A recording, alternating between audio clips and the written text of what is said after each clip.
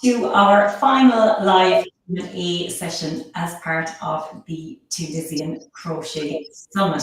So for this session, I am delighted to be joined by Noorain from Noors Knits. Noorain's class was all about Tunisian crochet colorwork, and I have to say it is one of the most fascinating topics for me in Tunisian crochet. So I'm really glad that you had an opportunity to share it with us. So in the chat, please let us know whereabouts in the world you are calling in from. So for me, it is now 9 p.m.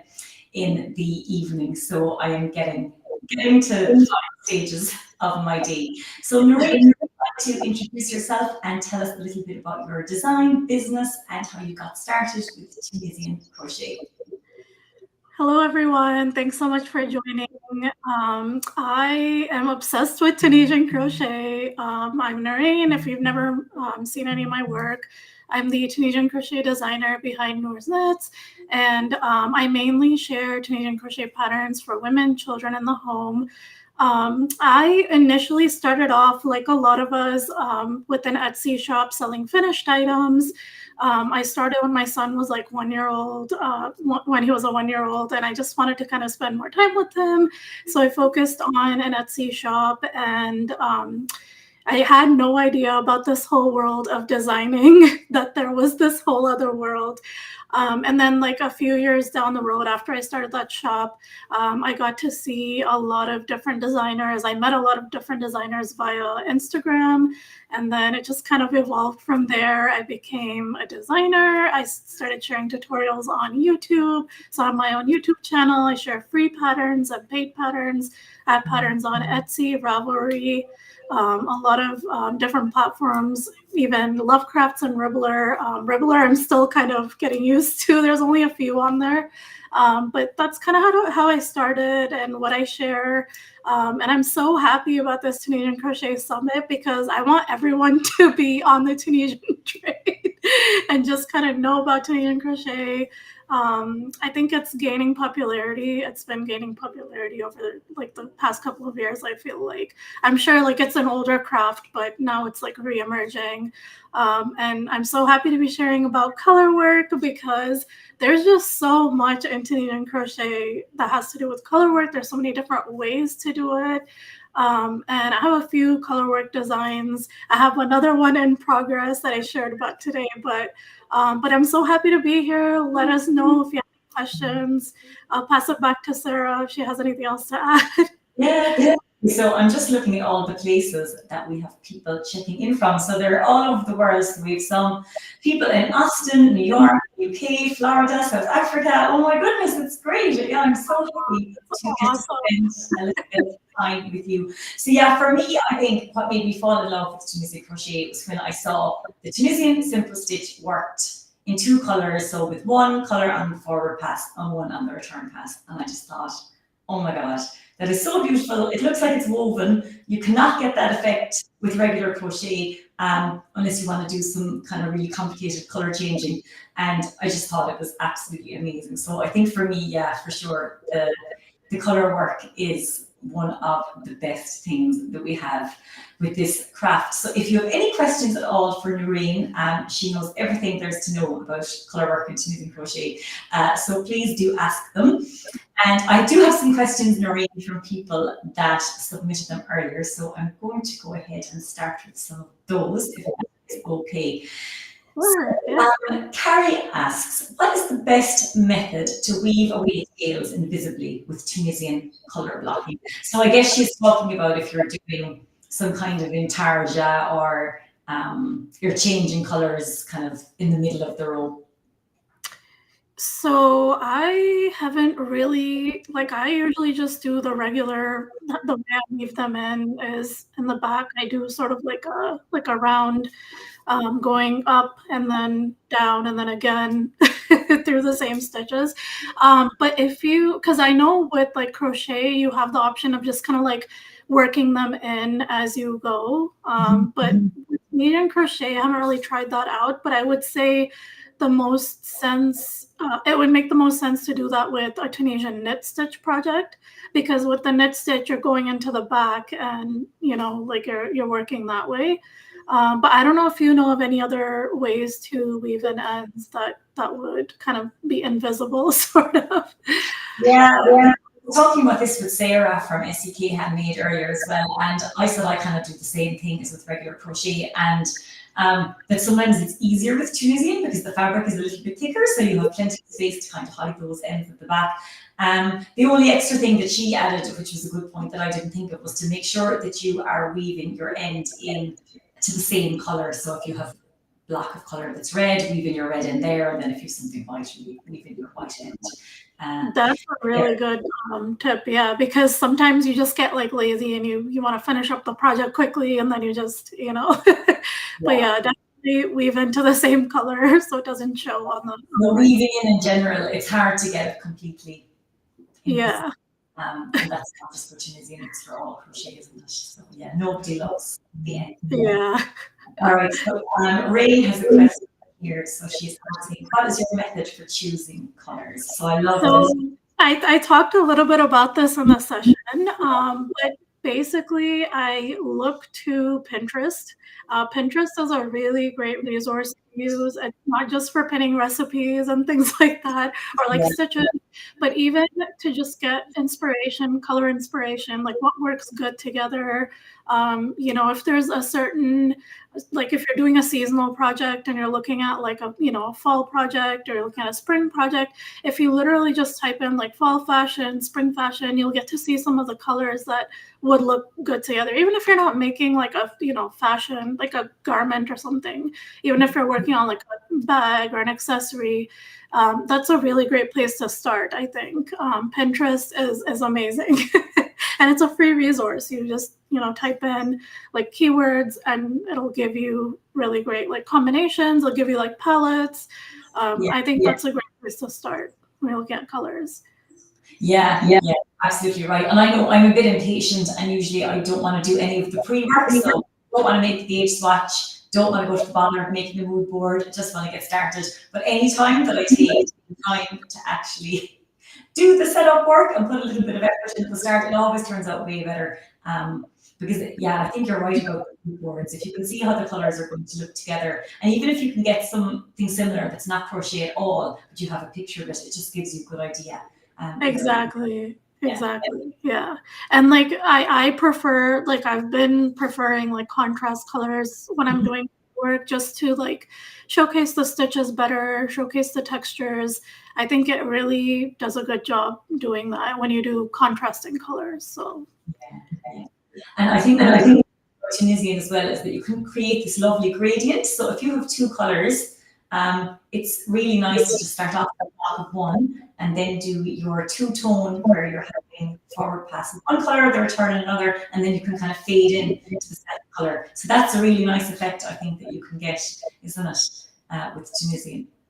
Yeah, absolutely. There's just so much. There's another like concept that I couldn't really cover in the session because obviously there's limited time, but cross stitch and Tunisian simple stitch is a whole other world because it's literally a grid. It's an open canvas, open grid that you can work up any sort of picture. I love cross stitch and I think it just looks so beautiful. I recently released a pattern, like a free pattern. It's a rug pattern. It's literally just clouds on a blue background and it looks so cute. Because someone was asking a question about that earlier. She was making a blanket and she wanted to do an emblem on it, and she was asking about doing it in cross stitch, and neither Christine from Ambassador Crochet or myself had done it, so we weren't actually able to help her too much in that regard. So you have actually done cross stitch on it. I have a tutorial on YouTube. It's pretty much cross stitch the way you would normally do cross stitch, but worked like on the grid of the Tunisian crochet, which is really cool to me. Yeah, that is really cool. I'm just going to find a link to your YouTube channel so that I can. I'm gonna. I have a bunch of my. You said with the same. With that I'm gonna show you guys the rug if I can. Can I share the rug? Yeah. So yeah, this is kind of what it looks like.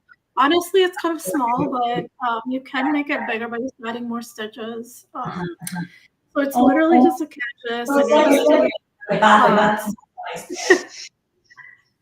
So look, it's just cross stitch. And I always use like a strand that's doubled over so that it kind of like pops out, you know. Oh, cool. So Nessa is saying that she has done some cross stitch on Tunisian and she wants to see how to do it and not have it show through at the back. So can you see yours at the back, or is there a way? It's messy. I still need to figure out a way as well. But I mean, I just weave it in like the way I have to cut those shorter, but Yeah. I just weave it in the normal way how I weave in mittens. But yeah, I need to figure that out as well. Yeah, I kind of can't think of a way that you could not have it show through. Yeah, because I don't know. It's Yeah. not.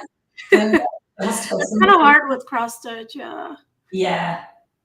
So just make a project that you're not too bothered about the back. Yeah, pretty much.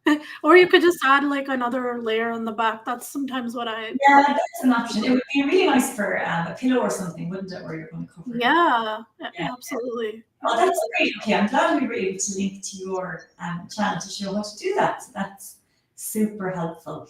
Oh, thank you so much. Yeah. Andrea is saying the back of projects with cross stitch can benefit from a fabric backing. Oh, that's a really good idea, isn't it? If you sew some fabric on the back to cover it. Oh, right. Yeah, that's a good idea. That's a really good idea. Yeah. I like that. Okay, let me just go back to my list of questions here. So, do you have any tips for keeping multiple colors from tangling? In Tunisian crochet? I haven't used this yet, but I know there are like, you know, notions and things that you can use. Basically those, I don't know what they're called, like spools, I guess, or yeah, that you could use. And that way you're working with only a little bit at a time and it doesn't get tangled up, or use a project bag with the holes so that, you know, they're not getting tangled up. But honestly, I've always that's something I always deal with working on projects that are color work. You will have tangling, but in the middle, just take some time to like unravel it in between so it doesn't get too crazy. That's what I do. So yeah, the same. I did see a video on Instagram once where somebody had all of the little balls in bowls. So then she would just like move the bowls around. Okay. So if you were sitting at a table and you had plenty of space, I guess that would work. But yeah, I kind of do the same. They get a bit tangled up. I untangle them. Continue on. Or just have them like really far apart, I guess. Yeah, one over on this side, one on this side. Okay, great. Let's keep on going through the questions. And if you are live here with us and you want to ask anything else, please do let us know. Okay, here is one. How do you change color in the middle of a row? I can't seem to do it without leaving a little gap in the row. So I think in your video, which actually isn't going to be on the free summit page until tomorrow, but this is a spoiler. Yeah, it's going live for this. So yeah, how do you change colors in the middle of the row and stop it from? So every time I change colors in the middle of the row or literally anywhere, I always twist the yarn in the back. So I have the video in the session. Yeah, and I never did that twisting thing, and it's really good. And make sure like you're tightening as you go, because when you work the stitches, it's like. Yeah, that's true. You have to give a little pull, don't you, when you change colors, because otherwise your lip will be kind of just. Yeah, absolutely. Every time you just have to be conscious and just do that, because otherwise it's not gonna. There will be holes. So. So back to our tangled ends at the back. So Nessa is saying that she's used bobbins. Yeah, and the We Crochet has a special notion to help with color work. Oh, isn't going to look that up. We Crochet has some really great accessories. I'll have to say that. I agree. Yeah, they just don't ship to where I'm living. No, they don't ship to you. I'm not in the UK, so I know from the UK that I can get stuff shipped to, but I'm actually in Spain. so they don't ship to Europe. Yeah. No. Maybe someday, but yeah, I have contacts that Yeah. I thought they did. That's yeah. So Andrea is asking, do you ever make projects with colours carried through, like in Farah knitting, or do you prefer intarsia for this kind of project as well? So I guess do you float the yarn, you carry the yarn underneath, and then you cloth at the back. Yeah, I feel like I have done projects where I do carry the yarn in the back. Yeah. So I've done both, I think. Yeah, I prefer changing colors as opposed to carrying the floats in the back, just because I feel like it's sturdier, I guess. I don't know what the word would be for that, but like it's better when you change the colors rather than carrying floats. Yeah. Yeah. It's a bit hard with Tunisian, I think, to keep the yarn going, isn't it? Because you can't really hide it, and then it depends how far it needs to go. Yeah. We're doing And like, yeah, and it gets loose, I think, in the back when you try to do the floats. So it could be an interesting thing to try, couldn't it? Farah, Tunisian. Yeah. Let me see. Okay, this is a good one. Could I follow a colorwork graph for regular crochet or knitting, but use Tunisian crochet instead? And what stitches should I use? Sorry, I didn't get that question. Sorry. He's asking, could I follow a colorwork graph for regular crochet or knitting? So just, I guess, your colorwork with boxes, but use Tunisian crochet instead. What Tunisian crochet stitch would you use?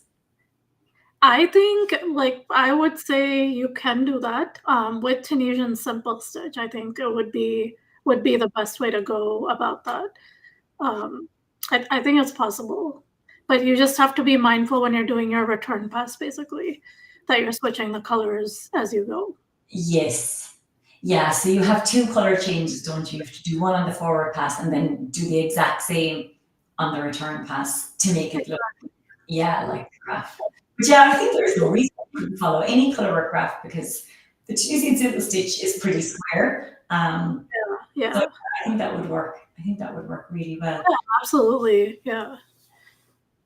So Nessa has another good suggestion. And Nessa, you have loads of good ideas for the colorwork. Bobbins is using a clothes hanger with clips and wrap the smaller yarn. Oh, that's a good idea. Yeah, I used to do this actually. It was, those sewing clips. If I had like a small bobbin, I would just kind of clip it to the side so then it wasn't like taking off. Like in the way, yeah. Yeah, that's a good idea. Yeah, I'm trying to figure out the logistics of having the clothes hanger somewhere in front of me and having everything on. That's a really good idea. Yeah.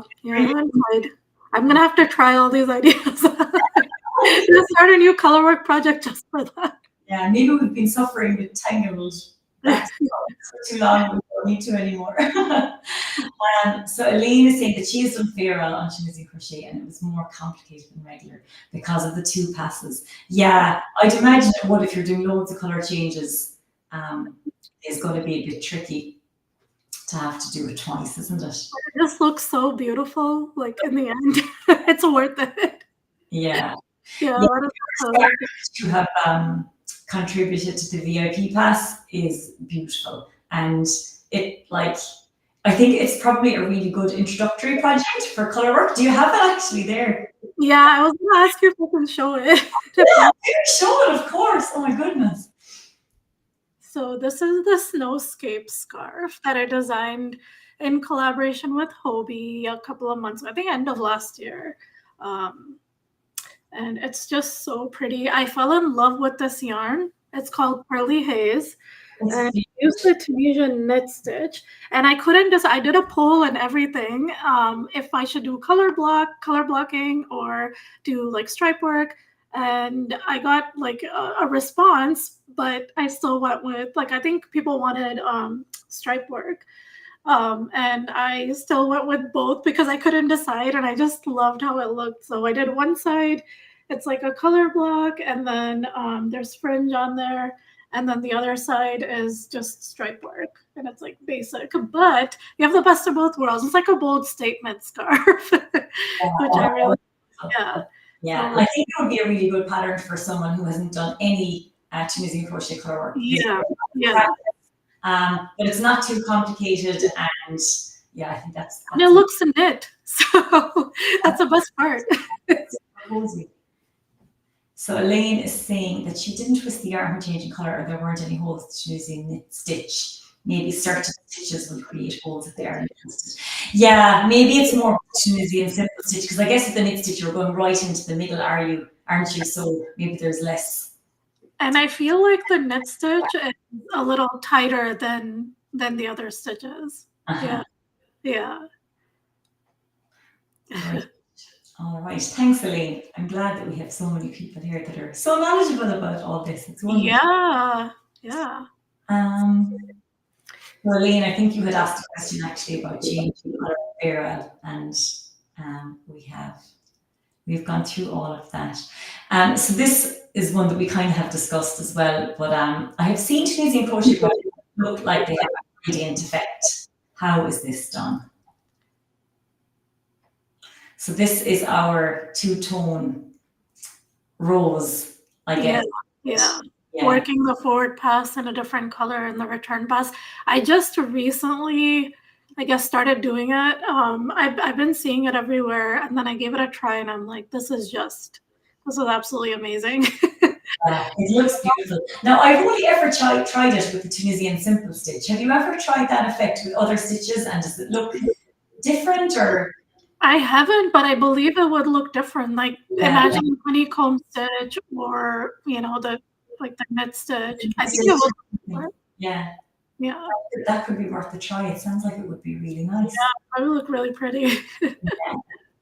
That sounds great. Okay, so I think I have exhausted all of the questions that we had pre-submitted. So if anyone has anything else they would like to ask Noorain, then please do. So I'm going to go and grab some of your links, Noorain. I think I shared your YouTube channel already. Thank you so much. Yeah, I've been trying to grow my YouTube audience, so please subscribe. If you want more Tunisian crochet stitches. That's great. So I'm going to share your blog as well. And is there anywhere else? What's the best place for people to find you or to follow your patterns? Are you on Instagram or Facebook or? I'm on all the channels. You could add the links, whichever links that. Sure. I'll add the Instagram. Yeah, Instagram is pretty. Yeah, I'm pretty active on Instagram. They can sign up to my newsletter during the summit. And I don't know if they can sign up for my newsletter and get a copy. So that's another beautiful colorwork one. So when your video is available tomorrow, underneath that is a link to sign up to your newsletter, and then people will be able to get that pattern. That's a really good opportunity to get another Tunisian crochet pattern. So the final thing I'm going to do is just mention our VIP pass. So let me just find the link for that. So with that, you will get Noorain's beautiful scarf pattern that we just saw there, and you'll also get 13 other patterns from the designers, as well as lifetime access to all of the videos and replays of all these Q&A sessions, and a beautiful ebook as well that covers all of the Tunisian crochet topics that we are talking about over these few days. So thank you so much, everybody, for joining us. Thank you, Noorain, for being the final Q&A person. So it's been, we've gone through a lot. I feel like we've covered a lot of Tunisian crochet topics, and there are even more to come tomorrow. So if you are around tomorrow, please join us. We are starting a little bit earlier, so I just need to double check the time zone, because the first two designers that we have in the Q&A sessions are based in Australia. So we did have to do a little jiggling of our time zones there. So the first Q&A is with Abby from Abby Made, and that is at 8 a.m. Eastern time. Bright and early for a lot of people. But I honestly think it's going to be worth it, because if you had a chance to watch Abby's video today, I think you will agree that there was just so much good information in it. And there are so many things that she talked about that I did not even thought about, and it explained so many of the problems that I have had using different types of hooks. So go check that out. There's plenty of time, and then come back and join us for the live with Abby tomorrow.